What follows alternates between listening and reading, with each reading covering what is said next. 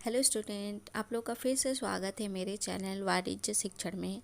आज मैं आप लोगों के लिए अर्थशास्त्र के क्षेत्र के बारे में बताने के लिए इस वीडियो को लेकर के आई हूँ, जो व्याख्याता परीक्षा में पूछे जाने वाले बहुत ही इम्पोर्टेंट टॉपिक हैं।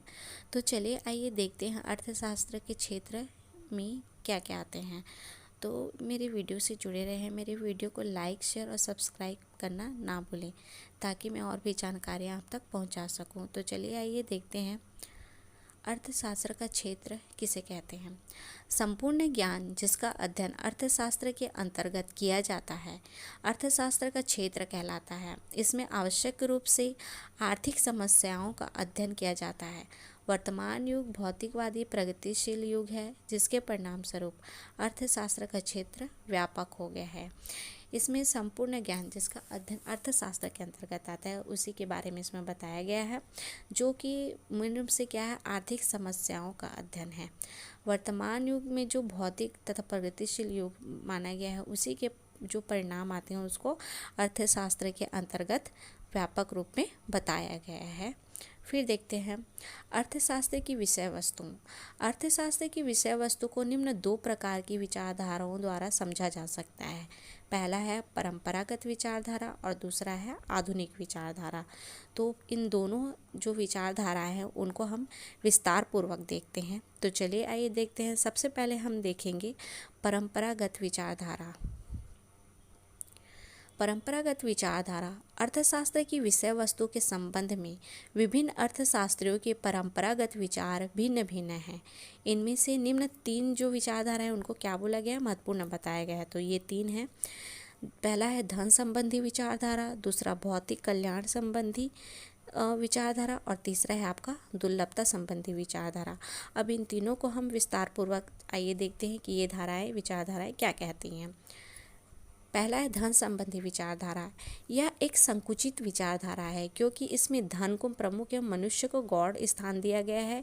इस विचारधारा के प्रमुख समर्थक एडम स्मिथ, जे.बी. से तथा जे.एस. मिल हैं। इसमें जो तीन है वो क्या हैं, मुख्य समर्थक हैं तथा इसमें मुख्य रूप से मनुष्य धन को प्रमुख बताया गया है तथा मनुष्य को गौण स्थान दिया गया है। फिर हम देखेंगे दूसरा है भौतिक कल्याण से संबंधित विचारधारा। इस विचारधारा के अनुसार मानव कल्याण को प्रथम स्थान दिया गया है। इसमें सामाजिक वास्तविक तथा साधारण मनुष्यों की उन आर्थिक क्रियाओं का अध्ययन किया जाता है। इसे कल्याणवादी विचारधारा भी कहते हैं। इसके प्रमुख समर्थक प्रोफेसर मार्शल हैं। इसमें मानव कल्याण से संबंधित विचारधारा को प्रमुख बताया गया है, जिसके समर्थक प्रोफेसर मार्शल हैं। फिर है तीसरा दुर्लभता संबंधी विचारधारा। इस विचारधारा में उन सभी मानवीय व्यवहारों का अध्ययन किया जाता है जिनका संबंध मनुष्य की असीमित आवश्यकताओं की पूर्ति के लिए सीमित वैकल्पिक संसाधनों का अध्ययन करने से है। प्रोफेसर रॉबिन्स इसके प्रबल समर्थक है। इसमें मानव की जो असीमित आवश्यकताएं हैं उनका सीमित संसाधनों के अध्ययनों के बारे में बताया गया है, जो इसमें रॉबिन्स को प्रमुख समर्थक माना गया है। फिर है दूसरा देखेंगे आधुनिक विचारधारा। अर्थशास्त्र के चुनाव व विकास दोनों से संबंध रखता है। अर्थशास्त्री सैमुएल्सन, केन्स, बेनहम आदि का मानना है कि वर्तमान समय में संसाधनों का कुशलतम उपयोग चुनाव की समस्या तथा उनमें भावी वृद्धि आर्थिक विकास की समस्या है। आधुनिक अर्थशास्त्रियों द्वारा अर्थशास्त्र की विषय सामग्री को निम्न दो भागों में विभाजित किया गया है। आधुनिक विचारधाराओं के अंतर्गत जो अर्थशास्त्रियों द्वारा जो अर्थव्यवस्था के विषय को दो भागों में विभाजित किया गया है। चलिए देखते हैं कौन कौन से हैं। पहला है कीमत सिद्धांत या व्यष्टि, जो सूक्ष्म अर्थशास्त्री हैं, और दूसरा है आय व रोजगार का सिद्धांत या समष्टि, जो व्यापक है। तो चलिए ये देखते हैं। पहला कीमत सिद्धांत या व्यष्टि सूक्ष्म अर्थशास्त्र है। कीमत सिद्धांत या व्यष्टि अर्थशास्त्र में आर्थिक जीवन की छोटी छोटी इकाइयों अथवा व्यक्तिगत इकाइयों का अध्ययन किया जाता है। इसके अंतर्गत व्यक्ति विशेष, परिवार विशेष आदि के अध्ययन को शामिल किया जाता है। आधुनिक अर्थशास्त्रियों का मानना है कि समाज में वितरित वस्तुएं या उत्पादन में प्रयुक्त होने वाले साधनों की कीमत निर्धारण की जानकारी प्राप्त करना अर्थशास्त्र के अध्ययन का मुख्य उद्देश्य होता है। इसमें जो विचारधारा है वो अर्थशास्त्रियों का कहना है कि अपनी अपनी अर्थशास्त्रियों के मतों के अनुसार बताया गया है। फिर है आय व रोजगार का सिद्धांत या समष्टि व्यापक अर्थशास्त्र।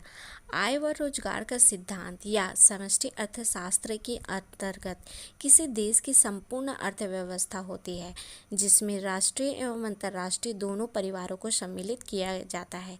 इसके मुख्य उद्देश्य हैं कुल आय, कुल व्यय, कुल विनियोग, कुल रोजगार, कुल बचत, सामान्य मूल्य स्तर आदि का विश्लेषण करना।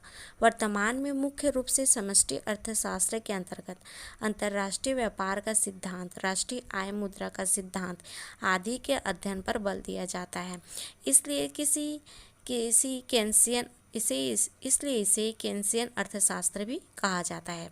इसका मुख्य उद्देश्य है इसमें राष्ट्रीय तथा अंतर्राष्ट्रीय दोनों के कुल आय व कुल व्यय सभी के बारे में बताया जाता है, इसीलिए इसे व्यापक रूप भी कहा गया है।